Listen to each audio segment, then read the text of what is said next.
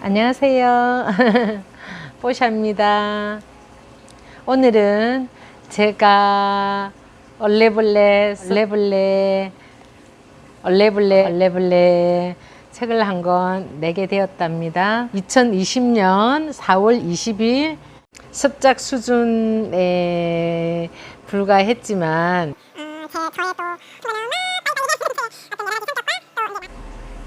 너무 빨리 서둘러서 책을 내게 되면 반드시 후회한다고요. 그리고 너무 창피해서 어디다가 내놓을 수가 없게 된다고요. 나중에 신중해야 되고 누누이 말씀을 하셨건만 말 잘 안 듣지 않습니까? 그러니까 뭐 여러 가지 구간 설명은 빼고 어쨌든 책을 빨리 내지 않을 수 없는 그런 저의 개인적인 사정이 있었고요. 그래서 서둘러 내다 보니까 자신 있게 내밀지도 못하고 이제 더러더러 아시는 분들이 거금 10,000원을 투척하시고 사 가지고 가신답니다.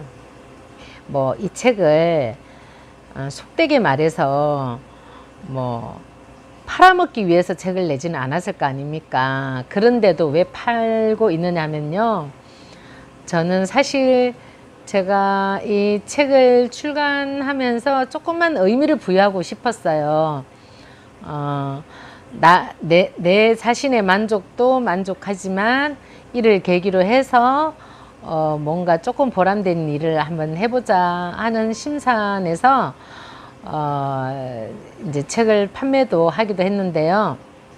사실 판매 수익이라고 할 것까지는 없고 100만 원 정도는 제가 진천군 관내에 시사를 할 수 있어서 저는 굉장한 참 잘했다고 지금은 생각하고 있어요. 그리고 책을 낼 때 제가 그렇게 뜻있는 일을 했던 것과 마찬가지로 혹여나 소발이 쥐잡기로 유튜브로 인한 요만큼의 제 수익이 생긴다면 저는 또 이와 같이 뭔가는 조금 보람 있는 일을 하고자 지금 계획하고 있답니다. 뭘 하나 낭독을 해볼까 생각하다가 이걸 발견했어요. 자, 못 말리는 C세대 할머니, 이런 제목이 달린 글을 제가 읽으려고 합니다. 근데 읽기 전에 제가 한 번씩 이렇게 훑어봤어요. 훑어봤더니 세상에 이거 좀 보세요. 아우, 이게 읽는데 이 발음도 막 꼬이고요. 앞뒤 문장 연결이 막 원활하지 않는 거예요. 고친다고 고쳤지만, 대충 후루룩 한번 고친다고 고쳤지만 이 모양이에요. 지금 출판을 했는 책이 지금 이 모양이니까 얼마나 제가 나쁘겠습니까 지금. 그렇더라도 이쁘게 봐주시기를 간절히 부탁드리면서 영상을 시작해 볼까 합니다.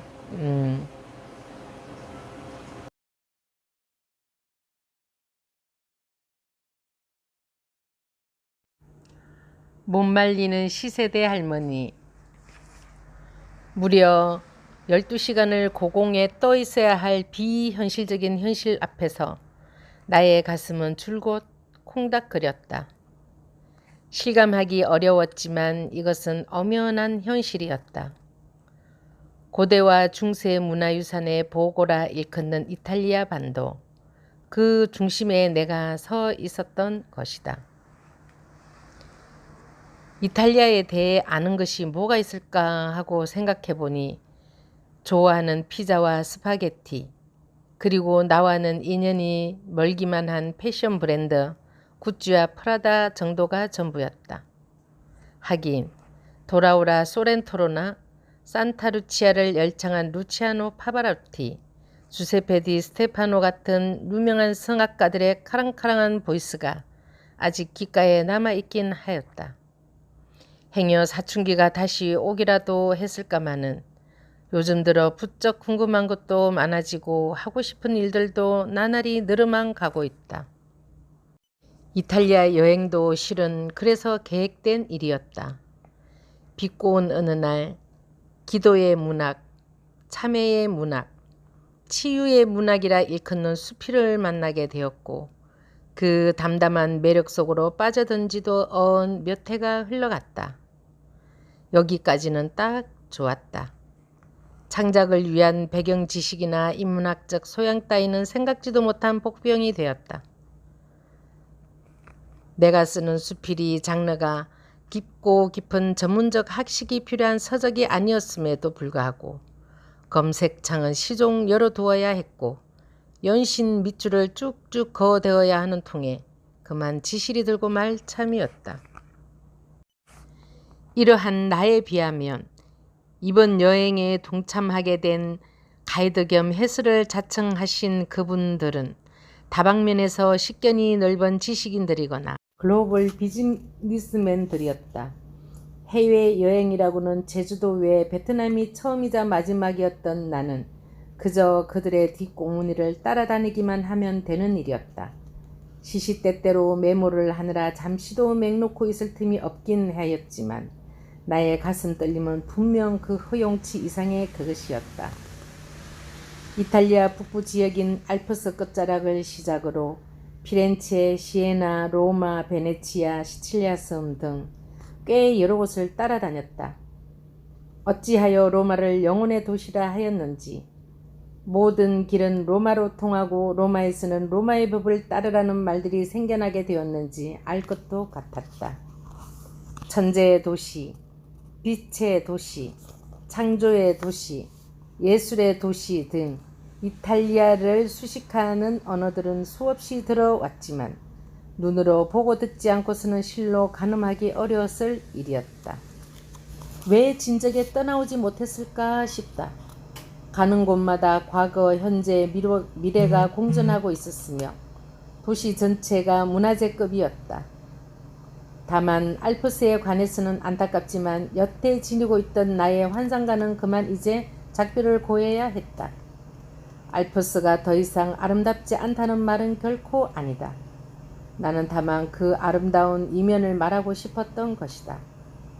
지중해를 놓고 세력 다툼이 치열했던 카르타고 한니발이 코끼리 부대를 이끌고 알프스를 넘어왔다 돌아갈 때에는 수만 명에 이르는 영령들이 산하에 여기저기에 흩어졌다고 하니 섬뜩한 마음이 들 수밖에.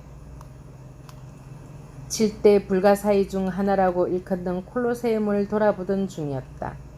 5만 5천여 명이나 수용이 가능했을 만큼 웅장했던 규모나 독특한 건축 양식을 감탄하기에 앞서 번개처럼 스치고 지나가는 장면들이 떠올라 당혹스러울 수밖에 없었다.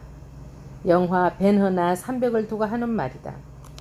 정의롭지 못한 검투사들의 생사를 건 결투에 환호하는 시민들과 그를 지켜보는 제왕을 나는 더 이상 사람으로 볼 수가 없었다. 맹수를 이용해 피맛을 즐겼던 당시 로마인들이 내내 나를 불편하게 했고 지금까지도 그들의 야만성을 은근히 멸시하는 마음이 내게는 깔려 있었기 때문이기도 하다. 하나 동행한 분들이 제대로 내게 알려주었다.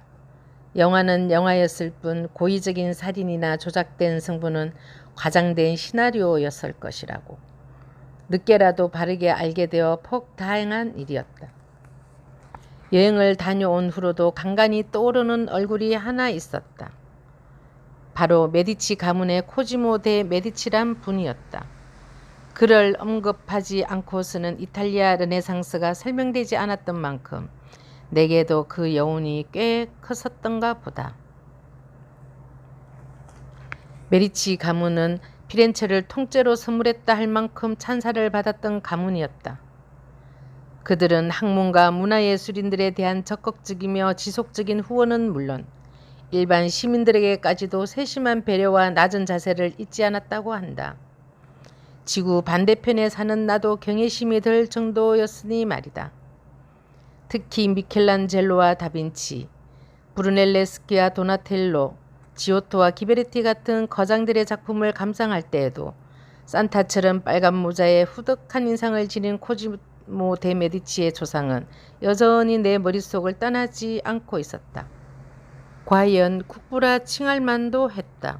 그의 버금가는 가문이 대한민국 땅에도 있었을까 하고 곰곰이 생각을 해보게 되었다. 이탈리아가 부럽고 또 부러웠다. 그것은 그들의 찬란했던 역사와 문화유산 때문만은 아니었다. 로마 사회의 시민의식이었다. 포에니 전쟁 일화를 들으며 나는 짐작을 할 수가 있었다. 바로 깐네 평원 전투에서 있었던 이야기이다. 전쟁에 참여한 8만여 군사가 1만여 명밖에 남지 않았을 만큼 대참패를 당하고 돌아오는 장군과 병사들에게 원로원 사람들과 시민들은 성문 앞에까지 나가 격려를 아끼지 않았다고 하지 않던가. 이런 말도 안 되는 전설 같은 실화를 듣게 되었을 때 나는 그만 감전되는 줄로만 알았다. 게다가 원로원의 3분의 2나 되는 80여 명의 사람들이 시민들과 함께 조국을 위해 목숨을 바쳤다는 얘기를 들었을 때 나는 지구명이라도 찾고 싶어졌다. 온갖 추태로 국민들을 불편하게 하는 우리 대한민국의 국회 모습이 왜 하필 이 순간에 불쑥 떠오르던 것인지, 좁은 땅덩이가 두동강 난 것도 분하고 억울한데 너의 편 나의 편 갈라 정쟁을 일삼는 우리의 정치 현실을 생각하며 힘이 쭉쭉 빠진다. 경기 침체에다 자살 초강대국, 선진 민주주의의 길은 참으로 멀고도 험하구나 싶다. 태고적 이탈리아인들이 말하는 카프디문디, 세상의 우두머리라고 했던가. 그들의 무한 자긍심의 원천은 도대체 어디서부터였을 것일까?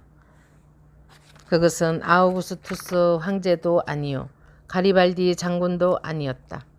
천재적 예술가나 학자도 아니었고 다만 시민 한 사람 한 사람의 지성과 영성에서 비롯된 것이 아니었을까 하고 생각해 본다.